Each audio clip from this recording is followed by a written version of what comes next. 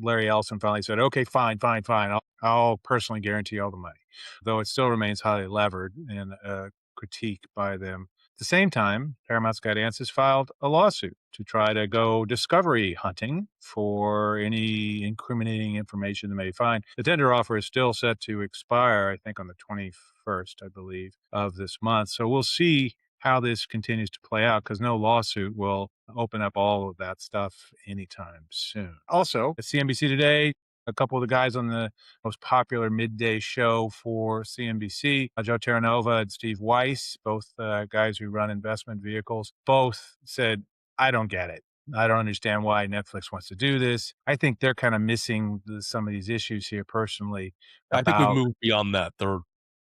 They're committed. They just went all in today. I think you said Well, earlier. Netflix went all in, but that doesn't mean investors went all in, and that's what I think is interesting. They mentioned in passing that Netflix shares are down 14% since the purchase was announced, and it's down to like $88 a share. It was up at like 112 not that long ago, so that's a pretty tumultuous drop, I think, and it does suggest some street uncertainty about the strategic value of this. Any thoughts? It's been down before. I mean, it's the existential crisis phase is over. Now it's there.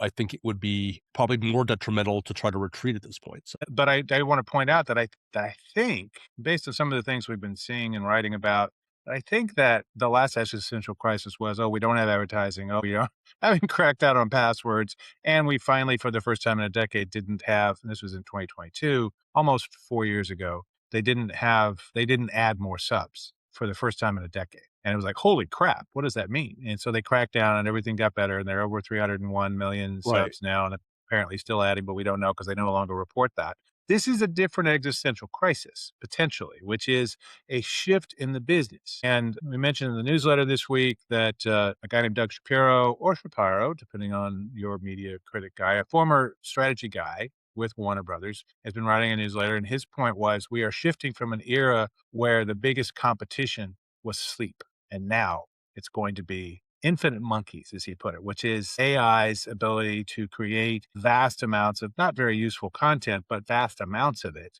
for it's a tough virtually sell. nothing.